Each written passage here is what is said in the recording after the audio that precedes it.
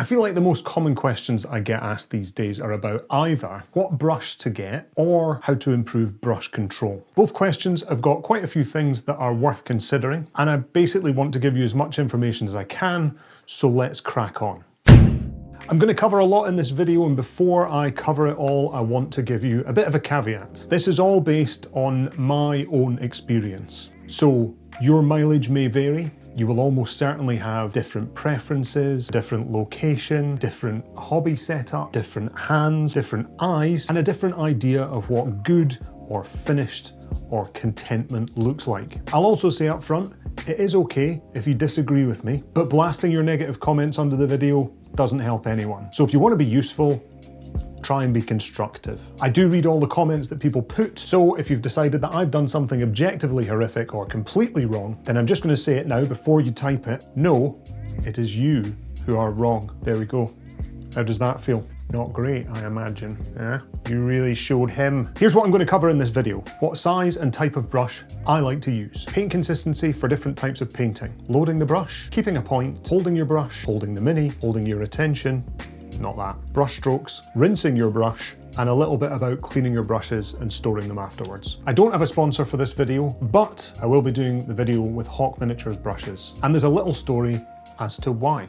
Mom's getting a brush, fuck me. Back in September 2024, I entered my first non-Golden Demon painting competition. It was at a local competition in Edinburgh called Scale Scotland. While I was there, I saw a man selling paintbrushes and historical miniatures, as one might expect. His name was John, and he had a range of Kolinsky Sable paintbrushes. At the time, the size 1, this is a size 3, but at the time the size 1 was £3.60. A Winsor & Newton Series 7 size 1 will cost you £25 to £30. A Chimera Kolinsky Sable size 1 brush will cost you at least £16. An Artis Opus S series size 1 will cost you at least £15. So you can imagine my size.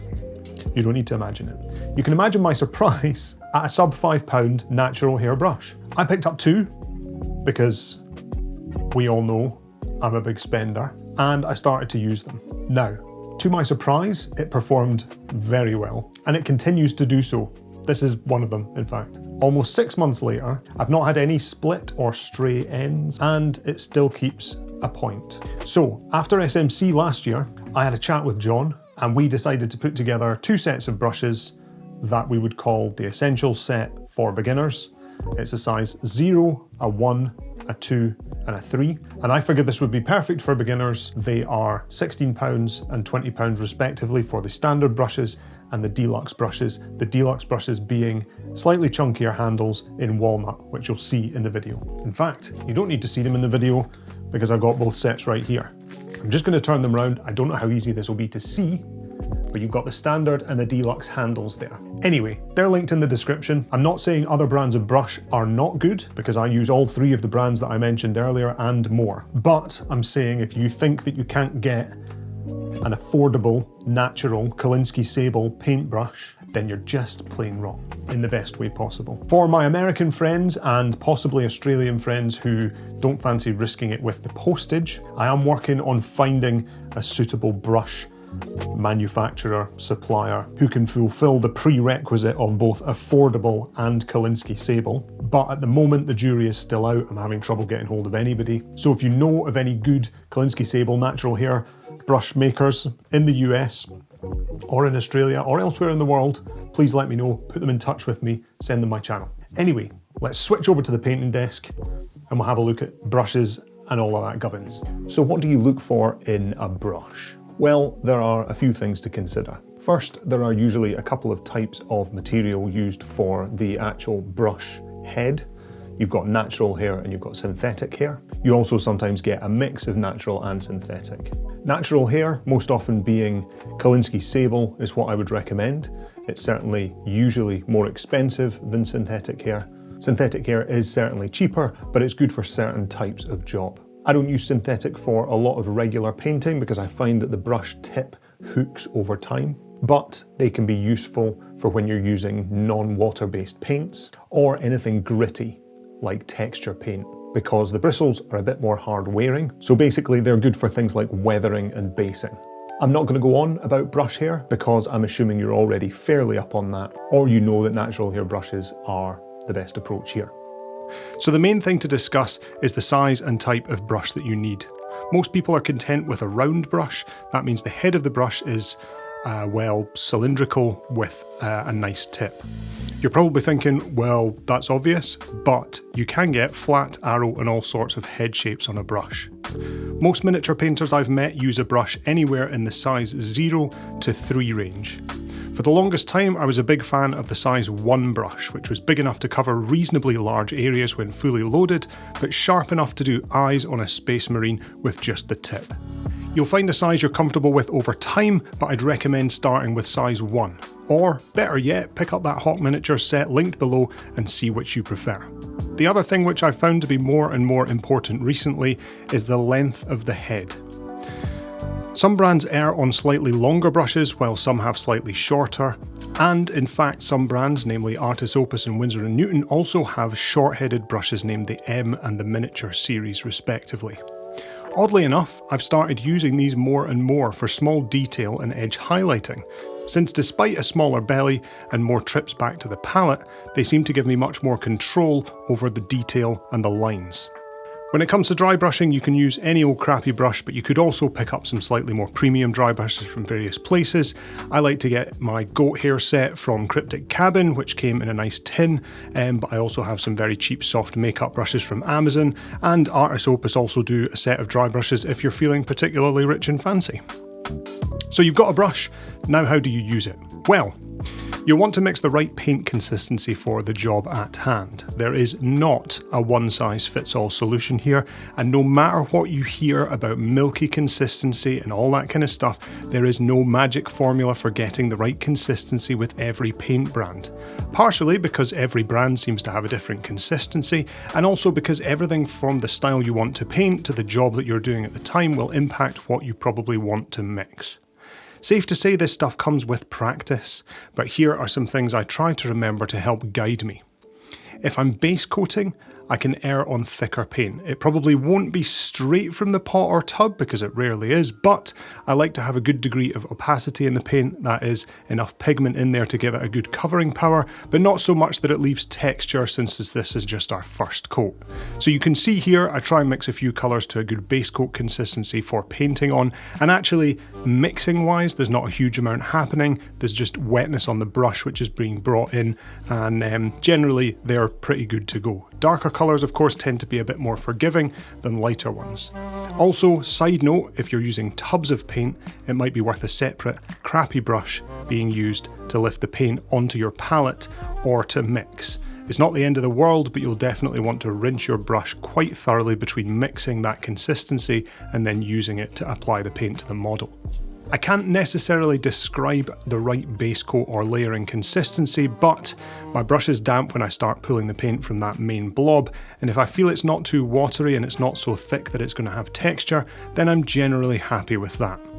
If I'm mixing a wash or a shade consistency, then of course I'll add more water, or medium if required. So water is generally fine for adding to paint, although some paints behave just a bit more nicely with a paint medium, which is essentially an unpigmented paint. There is a touch more to it, but let's not get lost. Using mediums can help give paints certain attributes like changing the finish or how they behave. So for washes, I want enough covering power for a tint and for the paint to run into the recesses, but again, this will depend on what you're trying to achieve. A simple wash consistency for shading should hopefully look a bit like this.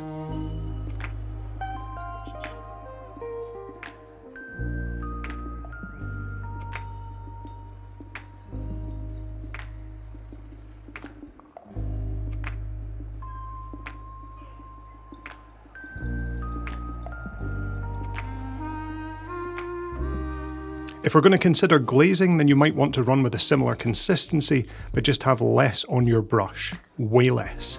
You can offload your brush onto your palette, your hand, a paper towel, or a sponge. And the towel or sponge can take off water as well as paint, so you might want to wet that paper towel just to stop that happening. I could do a whole video on glazing, but I don't have the patience. Remember, you probably need way less paint on your brush than you think, and you want to avoid having so much on there that you get that extra blob at the end of your paint stroke. It is difficult to avoid, which is why people tend to glaze into the colour that they're painting. But wherever your paintbrush ends, the paint will most likely pool ever so slightly. Dry brushing, of course, requires paint to be probably as thick as you like. I'm not going to cover that here though, because there's a world of dry brush techniques out there just gagging for a video. So what about getting paint onto your brush? Now, I've seen a range of advice here, and again, it will depend on your technique as well as your brush, but let's try for a kind of average approach.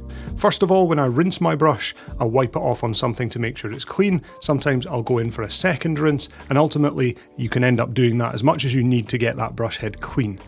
At this point, I like to set the tip by either rolling it on a paper towel, my palette, or just putting it in my mouth.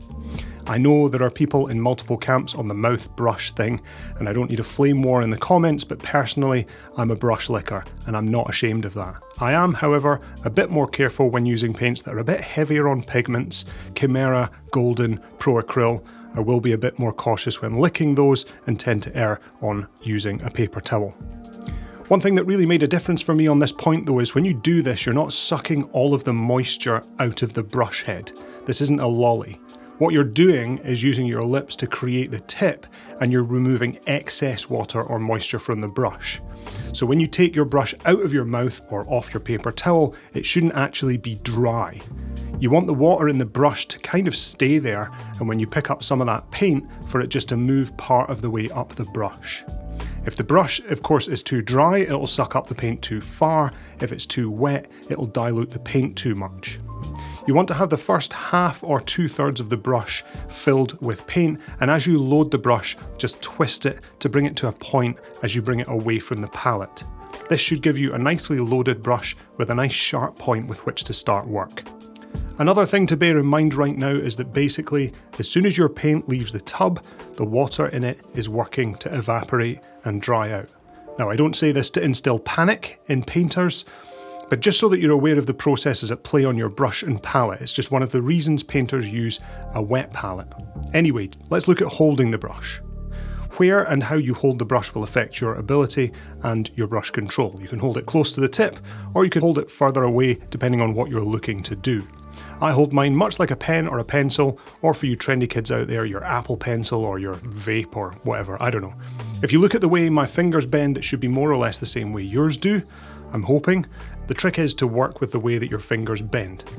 Once you have that understanding, you'll want to consider stability. Everyone's different, so there will be something that ends up coming naturally to you, but to begin with, it might feel a little bit awkward. Some people like to brace their wrists together when holding the Mini and the brush. Some people prefer to brace their wrists against the desk or their painting surface, while some will tuck their elbows into their sides. I like to use my fingers on my brush hand to rest against somewhere on the holder or the other hand, and it's usually my pinky that does this. Without this stabilisation, both hands or both arms will be moving completely independently of one another, and you'll have a lot of difficulty keeping those brush strokes nice and tight. The other thing to do when you're working your way around a Mini is to remember to move the Mini. Your brushing hand will more or less stay in the same angle throughout unless things are getting overly complex, while you'll be rotating the Mini and moving it around to accommodate for your preferred brushing angle. Okay, so let's look at some strokes.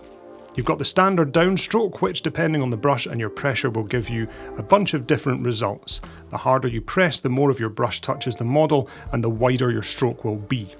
You can see here I'm using the same brush to do multiple different widths of stroke. Tommy Sewell, the miniature painting tutor, calls this a pull stroke, and you also have side strokes and push strokes. There are pulling, pushing and swiping to the side type strokes depending on where your brush is in relation to the mark that you're making. Obviously different strokes have different uses, and what will happen is you'll start to find out how these fit into your methods and your techniques as you continue. Edge highlighting is something that I get asked about quite a lot, so let's look at that briefly. Most people start by using the side of their brush, and it's absolutely fine to do this, but you'll reach a point where it's not possible, and you'll realise that in order to progress with the skill, you need to perfect the downstroke on the edge of the model. Now this is something I really just started getting to grips with, but it's actually improved the stability of my strokes and my ability to edge highlight things more confidently. Basically, you're going to be using the tip of the brush to do the edge, and you're approaching it straight on as opposed to at an angle. I'm not going to tell you that this is going to go well to begin with, but I will say what's helped me has been shorter bristled brushes for this particular technique. So let's come back to the brush. As you're painting, you'll see things start to happen. The paint on your brush will dry and your strokes will change over time. As the water leaves your brush, the bristles are going to start to separate and you'll lose that nice sharp point, and as the paint dries up, you'll start getting texture on the strokes that you're making. This is the point, in fact, probably before this point is where you want to rinse your brush. Obviously, you'll be rinsing your brush between colours, but it'll be much more often than that, I would imagine. A quick rattle in your water jar and a wipe off to check for colour, then probably a second shake in the jar before it's good to go. Then you load up on your paint and you're away again. When it comes to fully cleaning your brush, I have seen people suggest that you clean your brushes after every painting session, and that is absolutely up to you. I probably clean my brushes once every few weeks, and I'll use a fairly simple process for this. I get my brush soap and I work a wet brush into that soap to build up some soap on the head of the brush. Then I'll give it a good wipe off and a rinse. Then I'll do the same again, and I will leave it for a while, having shaped the head of my brush with my fingers. After a while, I'll come back and I'll fully rinse the brush and then shape the tip again. Now at this point, you can also use brush conditioner to help maintain the longevity of the brush. I'm not going to say don't do that, but I've been painting since 2018 and I've not done it yet. But I'm also not using many oils or very heavy paints, and I do love buying new brushes, so I'll leave that up to you. When it comes to brush storage, you'll also hear a few opinions. While they're drying, I store mine horizontally and then I throw them in a cup or tub, bristles up after that. People will tell you you're better to store them facing down or on their side so that any water left in them, potentially with paint in it, doesn't seep into the ferrule, but capillary action means that probably won't happen unless your brush is absolutely laden with water and or paint, which I'd imagine it probably won't be by that point. I'd say just set your bristles to a tip and store the brushes so that the bristles are not touching anything, and you'll get plenty of life out of them. So there you have it. This is the end of the video. The long and short of brush selection, painting and control. If you've enjoyed this video, please like and subscribe. It really means an awful lot. It's free to do. It doesn't cost you anything. That's what free is. It doesn't cost you anything. If you'd like to join the Discord, you're welcome to share your thoughts, your paint jobs, anything you like on that Discord. And I'm on there as well, so you can ask for advice, you can check our FAQ, you can just other stuff basically. If you're interested in what I paint, you can visit Alex Paints Tiny Things on Instagram. And all that remains for me to say is thank you very much for watching, and I'll see you next time. If there is a next time.